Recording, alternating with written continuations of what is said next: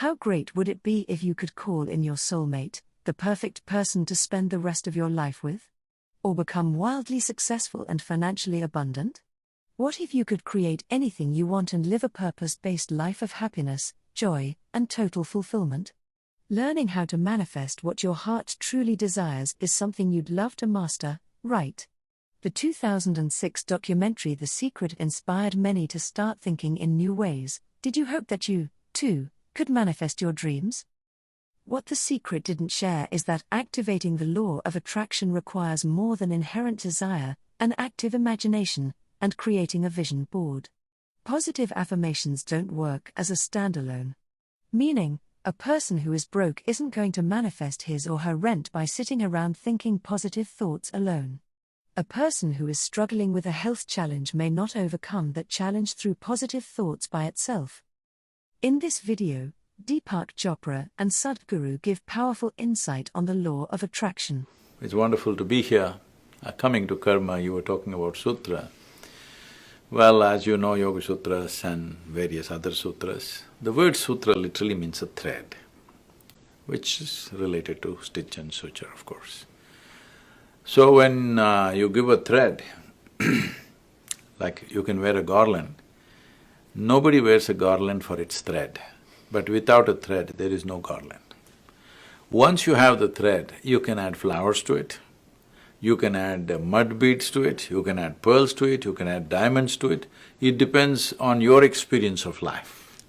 So, but the sutra cannot change because without the thread, there is no mala or there is no garland. So, this is… it is a multi-layered book in such a way that each person, when they read it, it will relate to them as it's relevant to them. But as they evolve in their life, if they read it today and read it after 5 years, it'll be a different book.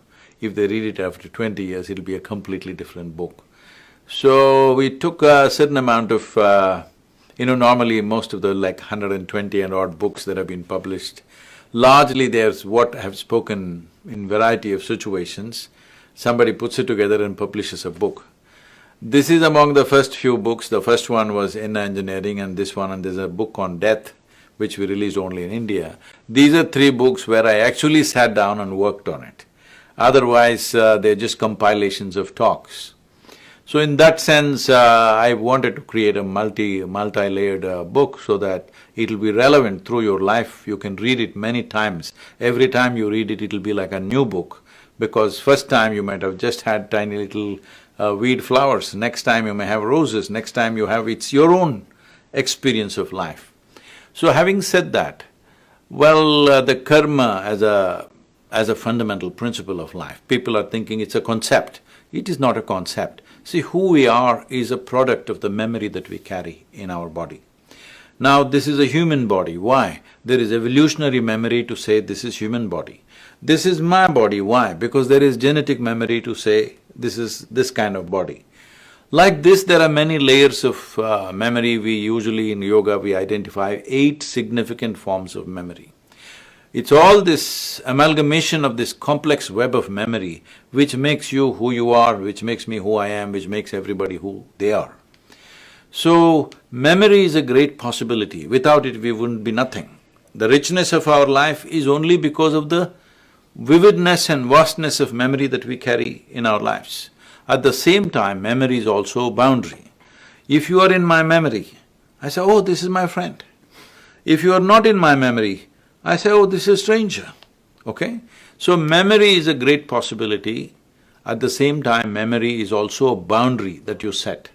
So this memory bank, which is in complex varieties, which all of it may not be something that you can pull out and articulate or remember, but it is playing a role in the very way you sit, the very way you stand, your genetic memory is playing its role.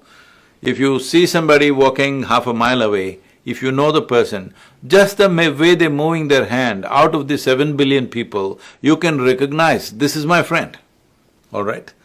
Because there is a unique way his body moves, because of the kind of amalgamation of memory that he has within himself, he or she has. So based on this memory or this karma as we call it, karma means accumulated memory of variety of kinds. It goes far beyond one's logical understanding of life. But at least from the point of our understanding, from the moment you are born to this moment, everything that you have done in terms of action, thought, emotion and energetic fluctuations, all of that is remembered within this.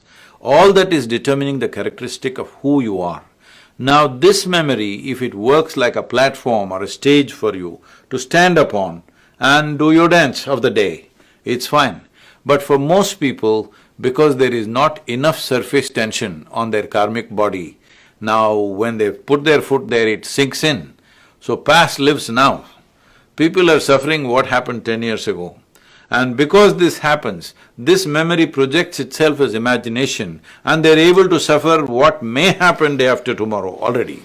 So this human suffering is essentially a consequence of your inability to handle your memory.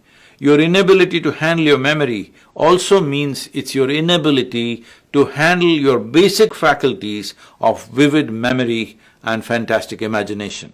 Once you don't have these two things, once you start suffering this, you will start reducing it in some way. Knowingly or unknowingly, you start pushing it down. If these two things go away, you're not even human.